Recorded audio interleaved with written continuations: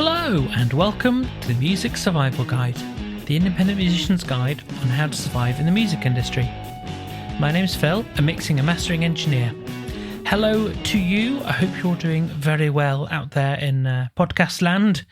I wanted to just say thank you for listening, and if you fancy popping me a review, I would very much appreciate it, but there we are. Anyway, on with what this week is all about. So this week, I'm interviewing Sam and Fonzy of Fonzy Company. We chat about all sorts of things, such as doing a gig with band members who've only been in the band for about 6 weeks, which I can't imagine, but there we are. Prepping for gigs and how you go about that and what the kind of things you can do, and the upside to home recording in someone's bedroom. There are upsides to it. Anyway, I'm going to get out of the way, let this whole thing roll on with the interview.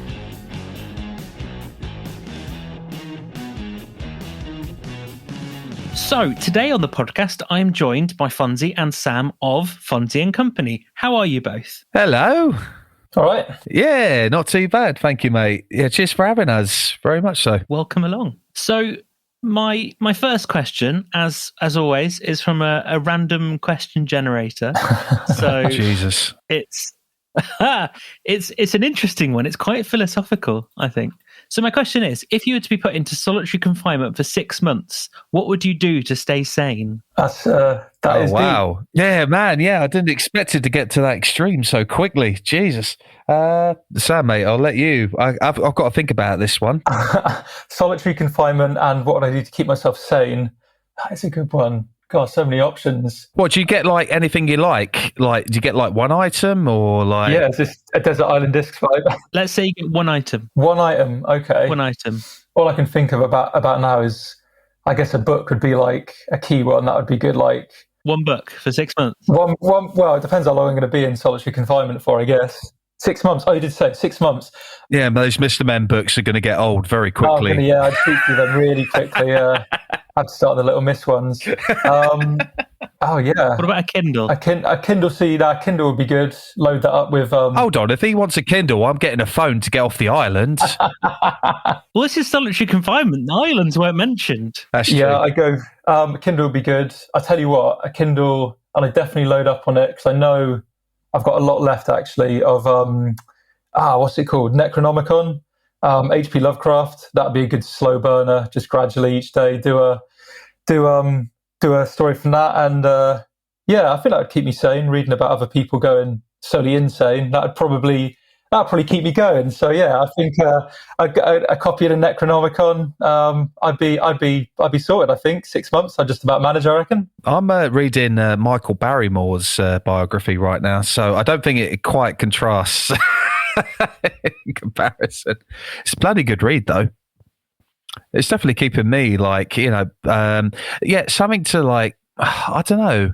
Yeah, it's a weird one, that. I'm trying to think of something that would keep me secluded, because I'm a really, I get bored very easily. I don't know what you call that. There's attention deficit disorder, I guess. Honestly, I really don't know. Oh, American football, 110%. You taking American football? I'll just take an American football with me. I think I can days, if not months, of fun with that. Throwing the pigskin around. Yeah, Wilson. Yeah. You've seen that movie, haven't you? Yeah. Yeah. No. You never seen it, Phil? No. Tom Hanks, Castaway. I know of it. Yeah. He gets stranded on a desert island and he makes friends with a football. And this is a little mate. I thought it was coconuts. No, it's Wilson, the football. It's named after the Wilson, the company that makes the football, and he names him Wilson. Oh, right, okay. So I reckon, do a Tom Hanks and, properly go with it. Yeah, and he seemed to be all right. Yeah, he all came out in the wash, didn't it? Yeah. Well, there's an uplifting answer. So my first real question, let's call it that, is how did you both get into music in the first place? Wow, another big question. How did I first get into music? So I guess originally, you start listening to music that your friends put you onto when you're really young, and different sort of tapes and things when you're sort of first getting like what you're into musically. But my dad was actually a sound engineer when I was growing up. So we actually had a sort of small studio in the basement of our house. From like a really young age, I think he did a lot of smaller groups like folk and jazz in Bristol. So that was sort of probably my first full like introduction to music, hearing the music and seeing musicians and things like that. So that would have been, initially that. And then, I don't know whether there's like the sort of typical age when you realize there's like good music, but around you sort of, I think it was 12 or 13. I remember getting a tape from my uncle, which had on one side, I think it had Nevermind by Nirvana. And on the other side, it was like he just done a greatest hits of like all of Radiohead stuff, like up until that point. So that was like one of the first things I remember listening to and going, there's something going on with this music. So I could definitely vibe with that. So it was quite an early age with the having a music studio in the house, which is pretty good. That was a good introduction into music. Damn, I'm not even going to pretend to be as cool as those. Jesus. I think my mum was a single mum, and I used to have to go to work with her because obviously she couldn't leave me in the house, like being like 5 or 6 years old or whatever. And I remember driving in a Rover Montego. This is one of those automatic ones, those awful cars. And she used to blast. My mum's a musician herself, so she plays in a bunch of bands. And I remember just her blasting out as like those rude boys with the souped up cars, and they're driving around blasting around their music, and it's always that drum and bass or Graham or something like that. And my mum would be blasting out Carpenters, Bee Gees, Huey Lewis and the News, and to me she didn't care. That was something that really just made me go like, something about the person that you're with, if they're so confident about the music that they listen to, it definitely reflected on me as a child. And then punk and rock, alternative grunge, hardcore, whatever you want to put it, didn't really come into mind until quite a later year, like when I was 14. I'd already started listening to music, that my mum was listening to, so I wasn't exactly the cool kid in school. And then I knew like Nirvana and Radiohead existed, for example, but until I got a hold of I think Pixies' Surfer Rosa, I think it was Green Day's Dookie, I think it was Def Leppard's Vault, the Aerosmith's Gems, all started evolving from there. I just realised there was a harder music that didn't, because whilst Mum's music was great, there was something that I was angry. I didn't quite understand. I wanted something heavier, and I didn't really understand until that music came into my life where, Jesus, this is what I want to do, like 110%. So I would easily say around 14, 15, I played my first gig in a library. Sick. Because, and I thought, well, why not? And it's been onwards and downwards ever since. So, going from that, how did the band get together? Who talked to who first, and what happened? Oh no, I was going to say I'll let Adam take this because So I'd love to hear you. Well, I've known Sam, the drummer, and Olivia for a long time now, about 7 or 8 years. And Sam was always in a band. I knew he was a sensational drummer. And he'd always been in these metal hardcore projects. And I was like, dude, I need you. I need you in my band. And he was always busy. And I started after my last band. I was like, I can't be doing with this anymore. I've been in like about 18 different bands, and something's not right. I need to have this kind of, it's a bit of an ego thing, admittedly. Like I need to kind of take over and kind of steer the boat, I think, the way it needs to go. And I recorded Last Birth, our first EP, myself, drums, bass, guitar, and everything. I was like, this is just going to be an online project. It's just going to be purely recorded music. And then something like just got a hold of me. I'm like, I just really want to play this live. I really feel like it deserves an audience. And I begged and begged and begged Sam, like, please come on board, mate. Like, we need you. And eventually he gave in, bless him.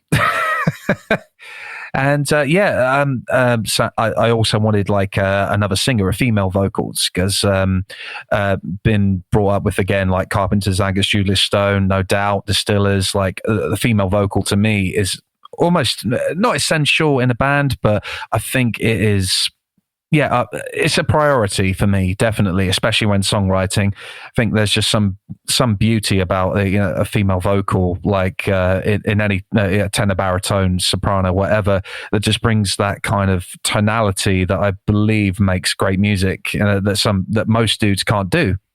And Sam said, "Well, Olivia, the woman that you've known for 4 or 5 years, she can sing." I'm like, "Oh yes, but I suppose she can. Let's give it a go." And 2 years later, we brought Sam in, bass player. This guy. Yeah, that's where I came in. Yeah, that's when he asked the question. Yeah, I was like, I definitely don't know the initial beginnings of it, but I've only I can relay the last 6 weeks with startling accuracy. But that was, I guess, when I came in, and 6 weeks ago. Saw a nice little ad for a band looking for a bassist, and I was super, super keen to start jamming with people again, start playing music, start playing gigs, obviously, with everything that's been going on. And it was an ad on Facebook, I think, and message Adam. I think I'd met Adam. We'd met about 5 or 6 years ago, like once. Yeah, it turns out we had met before. Bristol's one of those places where you just seem to run into each other at some point. I think when I saw the ad and looked at the band, I recognised that gentleman, and got chatting and had a jam, and it really gelled. It's been, I mean, from 6 weeks ago to now, it's been an amazing transformation, and the way it's all come together it's been perfect. It's been really good. It's been just like the kind of ideal reintegration into live music and jamming and things like that. It's been a dream. It's been really good. I didn't realise you were so fresh to the band. So fresh, still a bit wet behind the ears. Yeah, we had something like a couple of original members that had to leave pre-lockdown, and again, we weren't planning on gigging in 2021, because I mean every band obviously has been gig deprived for the last year and a half, and we thought what's the point in trying to compete with these bands? Just let them do it, and then we'll come back strong in 2022. But the hunger definitely got the best of us, and I was like, I need to find a bass player, need to find a lead guitarist. And then Sam, answered my ads, and oh my God, never look back. Boy's good. Too kind. So what was your first gig as a band like? That was a barnstormer, I thought. It was, what are we in at the moment? Tuesday, isn't it? So, it was 4 days ago, I didn't realise that was number one with Land Captains, wasn't it? It was, I think, you've had him on the show, haven't you? Yeah. So, Saturday, that was our first gig with the current lineup. Certainly my first gig since lockdown. So it was extra nerves for that. But it was brilliant playing a little venue in Bristol called Louisiana. And went down a storm. Crowd seemed to like it, didn't they? They liked you, mate. They loved you. So I think partway through the show, there was a lot of people shouting Sam, and obviously I was waving every time they said that and lapping it up, obviously, because I'd been on stage for so long. And then I think partway through, towards the end, I totally clocked that. Oh, there's 2 Sams in the band. So I don't know which one they were cheering for. Probably a bit of both, but I presume we were both waving like idiots throughout. Yeah, it's nice, a real nice little venue, and it was again great reintroduction into to doing live music again. Was it an all originals set that you did, or all originals set? I mean, we wanted to put in a cover of some description. I think we were talking about Jet by Wings. We wanted to shut that in, but. I mean, again, Sam only came into, and Lauren Patterson, our guitarist, only came into the equation about 6 weeks ago. We've had 5 practices between then, literally introducing Sam and Lauren to the band. From when that happened, 5 practices later to play in front of 120, 140 people. And it's just it's a small venue, but it was, for a small venue, it was rammed. And you know what? I was so happy we did it. I really didn't care that we'd only had about 5 practices. That was almost added to the charm of it. we're all still learning. We're all still learning. We're all just going to get tighter and tighter and tighter. And to be honest, for a show done within 5 practices, if you've got the right people to do it, it will be a good show. And it was, honestly, I was so happy with it. Yeah, I think we were really keen, and obviously, the audience, everyone there was really keen as well. Obviously, from a musician band point of view, we've been keen to play, but you've got to remember, obviously, punters and everyone going to the shows as well has been sort of deprived of that experience. So, I think us not only playing for the first time live since lockdown, but also in this current band, that was added a lot to it, and also the fact that everyone else was, firstly for some live music. So it just was all those different attributes, whatever, all of them sort of came together perfectly and it was brilliant. It was really good, real lively, crowd loving it. And some really good feedback after everyone as well.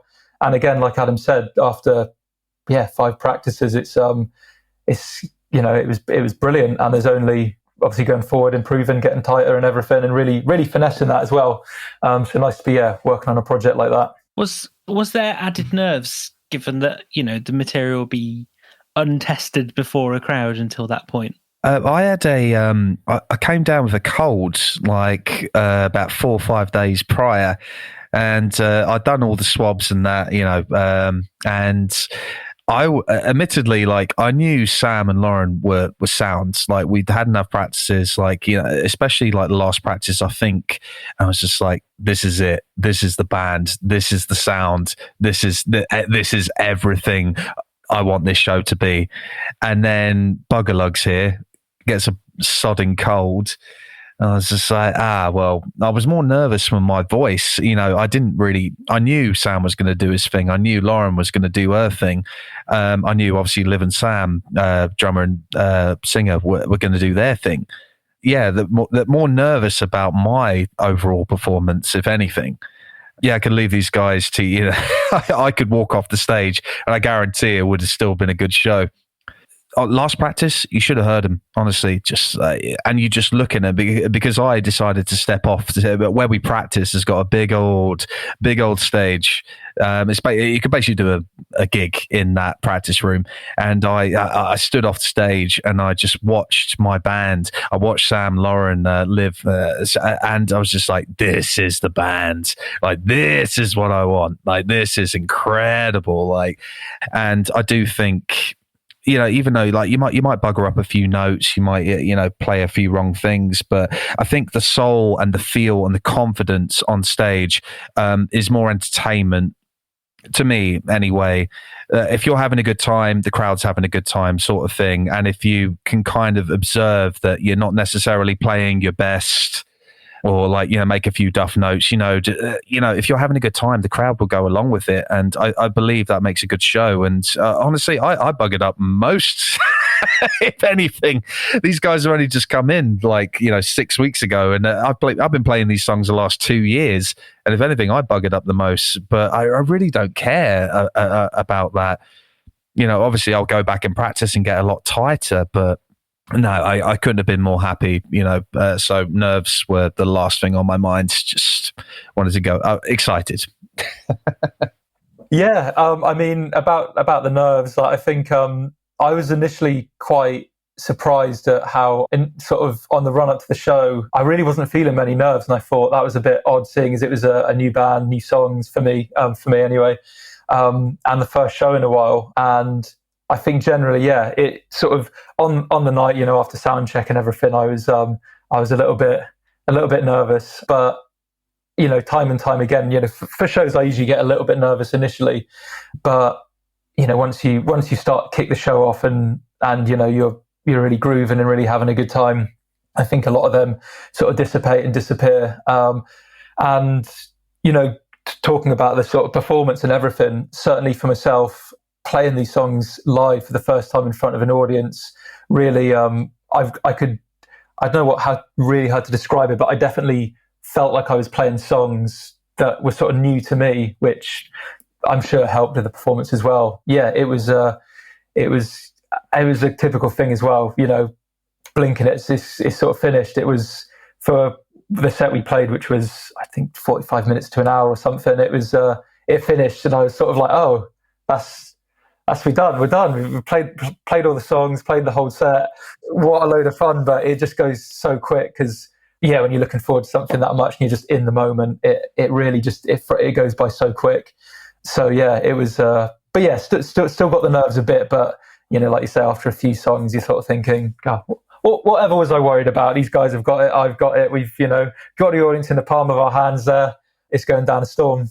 Given that it was your sort of first gig together as a band, were there any takeaways from it? Kind of at the end of it, you went, well, next time we need to make sure we do this or change this or anything like that? Well, I've done a huge list.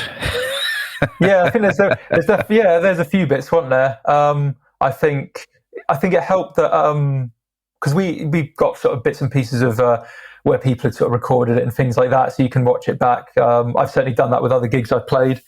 I think a few little bits. On the whole, brilliant experience, great gig. But I think we've probably got a list of things to look at, haven't we? But I mean, it's very artificial things. Obviously, like for me, it's always been like I've always needed a drink before going on stage. I definitely need that kind of balance between, you don't want to be a wreckhead, but you don't want to be like too sober where it's stale. There's definitely a balance that I'm still, after 15 years, trying to find that balance, and it's awful. There definitely is a fine line somewhere, and every now and then you hit it. You're like, yes, this is perfect. It's like I'm loose enough, but I'm not too stale. It's perfect. Honestly, like it's how every other band plays, and they look after it. Oh yeah, we could do this differently and this differently. Like there's things like you can get like certain gear. My pedal board went out like 5 songs in. And I just plugged directly into the amp. After that, I didn't have a clean channel for like 5 songs. But I mean, these are just things that it's just luck of the draw, really. It's just one of those, like, as long as you maintain that energy on stage, I think that's the main thing for me. As long as, again, you're enjoying it and the crowd knows you're enjoying it, a few duff notes isn't going to ruin your night. It shouldn't ruin your night anyway. If the performance is lackluster, it's because you're not having a good time, for me anyway. So yeah. I think as well as it being the sort of beginning of the beginning of the journey of the band with this lineup, there's going to be so much to tweak and fine tune and everything. So we're very much at that exciting part of the relationship where there's we've got so much to look at and everything. The honeymoon period. The honeymoon period, yeah. So we've got so much to look at and all different things we can tweak and all that sort of thing. And we've obviously got looking forward as well, the opportunity to do more writing and things like that as well. Obviously, we know we can jam amazingly together. We can perform excellently on a stage together. So yeah, I mean, obviously, Adam, drummer Sam, and Liv have been playing together for a while, but for me and for myself and Lauren, I think it's extra exciting being at that early stage, really. But it's really good to know that we've got such a solid base as a group already to build upon, really. So, speaking of writing, what's your general approach to writing songs as a band? How does that go? Is there someone who's sort of the principal songwriter, or is it more of a jam scenario? Unfortunately, that's my input there.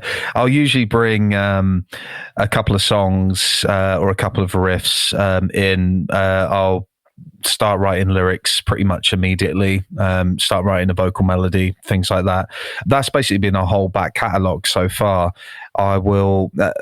in lockdown, it was particularly interesting because I would do something on Logic, like just really quickly, just to quit that literally the mic I'm using now, and DI my guitar through a virtual cab and just like say, right, there you go, there's a song, do what you like with this.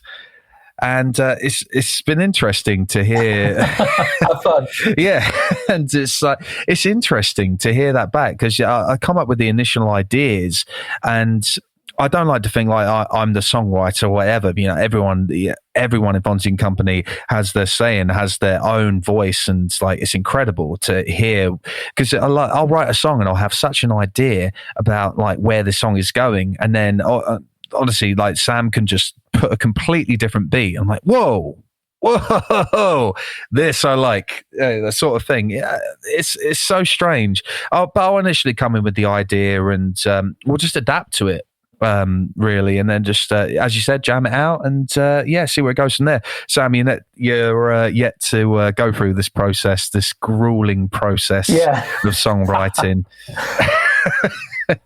I mean, for myself, like obviously, with Fonzy and Company, we've not written anything together with the current lineup. But I mean, some points that Adam made there, I can definitely reiterate. I mean, the idea of bringing things to a rehearsal or a jam, and getting a different take on them. Typically, when I've been involved with projects before, it's been a case of writing things individually. Sometimes even putting it all on a shared drive, whatever, and people getting a chance to listen to things, write bits and pieces themselves. But I've always found it really comes together when you're all in a room together, jamming it out, just throwing ideas around. That's usually where you find, like Adam was saying, things you wouldn't even have thought of, or it just all comes together. So I'm intrigued to see what the writing process is like, because like I say, I've been writing stuff on my own for the whole of lockdown, really, the last however long it's been, year and a half.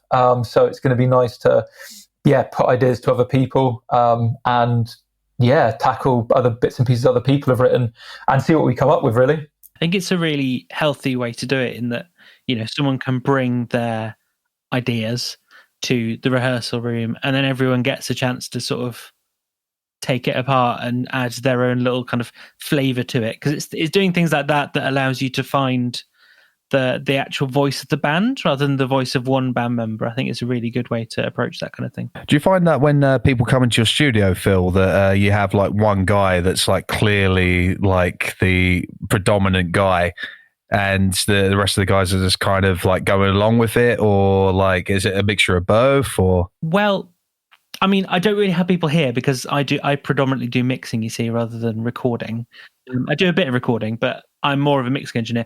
And when I'm talking to bands, there is a mix. There are some bands where it's like, this is who you talk to. You talk to this band member, and that band member approves what you are doing. And then there's other bands where everyone gets their input and has a say. And I'm not saying that anyone's doing it right or wrong, but personally, I like it when everyone gets a say, especially into what I'm doing. But there we are.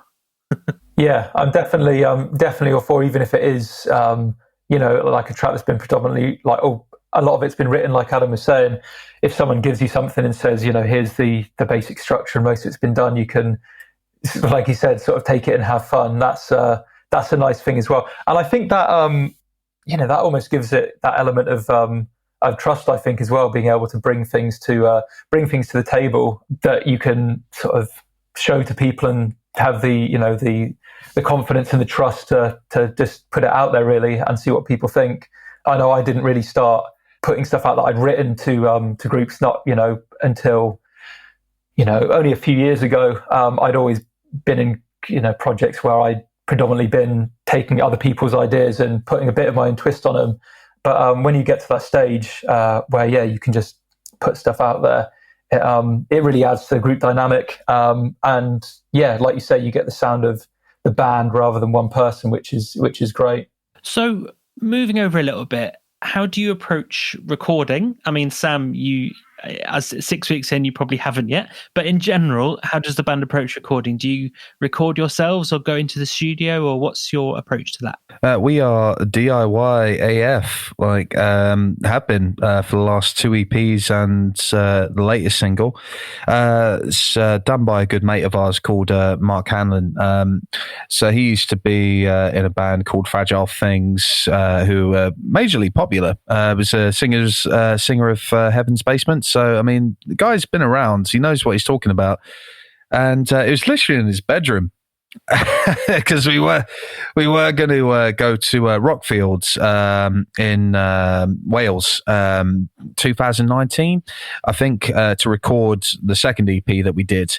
And obviously, lockdown was starting to be a thing. Like, people were getting a bit scared, and I think we were due in like April 2020, so it wouldn't have worked out anyway. But we were so happy with the first records. I mean, it was mostly me, a little bit of Liv. Sam had his input as well, but genuinely, once we write the tracks, we get into Mark's bedroom. We get to sit on his bed. It's a great experience. Have a couple of Lucasades. It's very different. But to be honest, the production value that he's given for us, and it's given us attention, because it's almost an indie rock, pop punk kind of vibe, but yet he comes from a classic rock, hard rock background. So to give a production experience, to give that kind of mixing and that kind of, interpretation on a pop punk, indie, soft rock, almost like kind of band, like, it's interesting. The contrast and the mixing it's almost kind of given us our name in a way. And unfortunately, we won't be recording with him like in the near future. We will be finally doing the bucket list and going to Rockfields next year, which I literally can't wait for. But recording process, usual, Phil, you've probably been in a couple of sessions. You do your drums first. You put down your guide track, you do your drums first, you probably put down 2 guitars or the bass, whatever, and then the vocals, all done in the same room, and it's all done through a lot of virtual cabs, sometimes a sound booth, and we're all just sitting there in support. There's 5 of us sitting next to me doing vocals, for example, and I'm just traumatized by watching 5 people watch me doing vocals. Man, it is, you can sing in front of 2,000 people would be the easiest thing ever. Sitting in an isolated room in someone's bedroom, and there's 5 dudes watching you from the sidelines is the most traumatizing thing I think ever. Honestly, but they're there to give feedback, and the recording process for us is everyone has maybe you should do this, maybe you should go to this third, or maybe you should come down an octave there. We're still developing. Even when we think the song's written, we still almost write on the spot. Even when we're recording, like, actually, I know you do this, however, try doing this. And it's the same for all bands, really. You're learning on the spot. You're changing your song as you go along. And that's the Fonzy Co Company way, in a bedroom. I think you're right, though. A lot of bands can be worried about the sort of DIY approach of going, we're not in Abbey Road Studios. It's going to sound awful, but it's just not true. You can do so much nowadays at home that it shouldn't be underestimated. No, absolutely. Yeah, I agree. It's you're absolutely right. Moving over again, how is the band managed? Is there a single point person, or do you share out tasks between you? How does that work? There's definitely going to be a point where I will have to, Sam, sorry, I'm going to have to designate you some little jobbies. That's right. Yeah, give me a list. But at the moment, it's mainly myself. We have been taken on by Bespoke Media. So it's a guy called Martin. He is sensational. We've been working with him on PR for years now. Well, years. We've only been going 2 years, so there you go. But yeah, this guy. I've always needed that communication, because a lot of the guys in the band we all work full-time jobs, so it's not easy. It's to me, being in a successful band is constant communication. It's a job on a job. If you want to be successful, you can't just half-ass it. You really have to be in it to win it, and you need to be thinking about the next thing. You need to be about, right, what's this next photo shoot? Right, when's our next Facebook post? When's that? This is a constant schedule that you need to keep keep to. Unfortunately, like you can't expect all guys in full-time jobs to be involved with that. It's just not realistic. We'll try, but Martin from Bespoke Media, even though he's purely PR, he's one of the best in the UK easily. Like I'm not bigging him up too much, but he is absolutely awesome. And he said, "Oh mate, I'm actually thinking about going into management." It's like, that's cool. What are your thoughts on that? It's like, well, do you want to be my guinea pig sort of thing? Like, hell yeah, dude, we'll be your guinea pig. And honestly, like between myself, two Sams, Liv, Lauren, and Martin, we've got a lot of ground covered here. Like, I just need to, I'm the guy that books the gigs. I do try and get graphics where I can. I try and do videos where I can. But this guy, I do think if a band is in a full-time job, they're all in full-time work or whatever, you do need that one extra person pushing all the time. And he is that guy. You know, it's really good for me to, you know, bounce off ideas off of everyone in the band. But for me, you always need that guy that is into it 100%. And I feel like if a band's like over 50%, like they're not into it, your band's never going to go. It's never going to be successful. You know, you can have one guy being as passionate as you like, but if the rest of the band are just kind of, I don't know, kind of dipping their feet in and out, it's never going to work. And for me, anyway, with Fonzy Company, Martin has been that guy that's come forward and sort of stepped up to the plate and go like, right, what are you guys doing? You need this photo shoot. I need this new merch right now. And it's given us deadlines. It's given us good, you know, easy goals.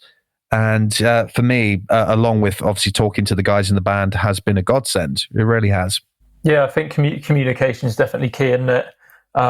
Like you say, it can be a job on top of a job. So it's good to have, that extra bit of push. But yeah, communication is key as well, I think. For sure. You're right in saying that having those deadlines can be really important. Having someone going, you need to have this done by this date. And it's incredibly clear what needs to be done when. Can be very helpful. It seems like an unnecessary evil, but yeah, it's just like, oh, we're not making any money out of this. Like, there's no need to. Like, nobody. What you got? Like 77 followers on Spotify. Like, who cares? It's like, yeah, but it's true. It's true though. You need that work ethic in order to build on that. Like, it's true, and I know the band are like 110% into it, and I know they will do anything they can to help me out for sure. But just honestly, having that extra person that's just into it, like it really goes a long way. And this is a completely unrelated question, but it came to mind because you mentioned music videos very briefly. One of my favorite videos in general, I'm going to say, is I can't remember which song it's from, but the one that's like an 8-bit video game with different levels. I love that video. Who did it? Like, how did that one come about? It's from a guy that used to work for us. We don't work with him anymore, but no, he was good what he did. The idea that we wanted, we wanted a video game concept, and we've very rarely seen this, and we were quite curious as to why, because it's such an easy, in terms of programming, in terms of like, it's actually quite an easy thing to do. And if there's not many big bands that have actually got themselves like music videos out of video games. I think when we did our research, Patent Pending came up when they did, but even then that was a lyric video with Mario footage in the background. And yeah, I just thought, like, I really want to for us to be in a video game. Can you make this happen? He's like, yeah, I can make that happen. And that's what came about. And to be honest, it was going to be a full-on video game. That was kind of our next marketing thing. We were going to charge people, I think it was $129 on Steam to have full access to the Fonzy Company video game. It never came about, unfortunately. But yeah, just I really enjoyed the concept of having it. We all made ourselves little avatars. We all had to, do little side photos and that, so it's a hell of a process, especially for an indie band doing it DIY. This was done by a guy in his Mac. It wasn't done in a big studio or anything like that, so again, I think that effort kind of translates, and obviously you pointed out the video, Phil, so hopefully we did our job. Yeah, I really liked it anyway. So my penultimate question for you is, what goals do you have for the band in the next 6 months to a year or so? Loads. We've got plenty of gigs booked in. I think we're all keen to carry on doing the live shows, keep on pushing that, really finessing a really top live show. And then what else? All the usual stuff, I think. There's loads of bits and pieces to do. Again, being at the early stage of this lineup, things like photo shoots, your sort of bread and butter, really, I think. But yeah, certainly for myself, live shows, I'm pretty keen to play in places other than Bristol, which I know we've got lined up, because I've only ever really played gigs in Bristol with other groups. So I'm pretty, keen to push that and do that. Yeah, for sure, man. I kind of think I'm chasing the dragon, almost. I had a stage at this point where I was 18, 19, where I could live off of being in a band. And honestly, it was the best 9 months I have ever experienced. And so I had to go and sod it up just by being young. And it is kind of that like that with Fonzy and Company, but I would not put my faith in 4 other guys that are more than capable of doing it. And honestly, the music is reflecting. The festivals that we got lined up, there's a couple that I can't announce at the moment because Martin, our manager, has been very specific not to mention them. But yeah, it's Jesus, there's a lot coming up. Yeah, we want to start writing again with Sam and Lauren as newbies, getting their input on it. We want to go to Rockfield, as we said. Again, Bohemian Rhapsody was recorded there. How would you not want to record there? Jesus. Yeah, festivals, tours. We did have an America tour that we were working on. We had a tour in New Zealand we were working on.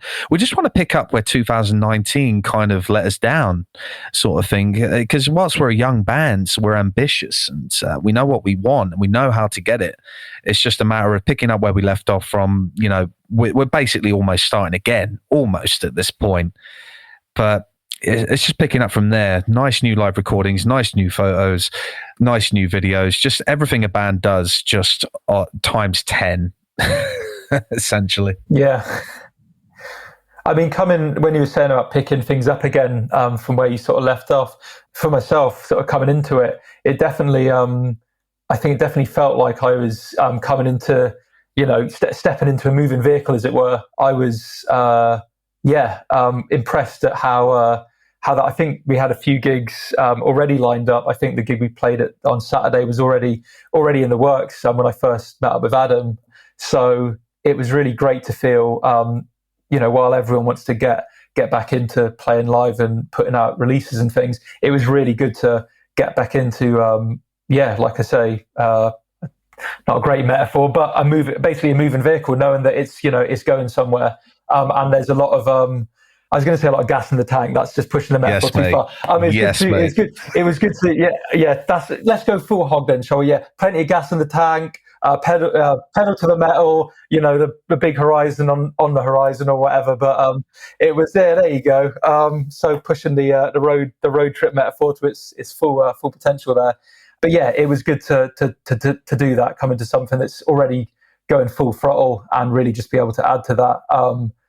So yeah, I appreciate, I guess, for yourself, for Adam, Sam and Liv, it might feel sort of like picking things up again, but certainly for myself, and I presume for Lauren as well, it definitely feels like we're stepping into an existing project that has already got a hell of a lot of momentum behind it, which is really, really encouraging. So to close out the podcast, I'd like to ask you for your favourite song from the band, which I can play at the end of the podcast. So which song is it and why?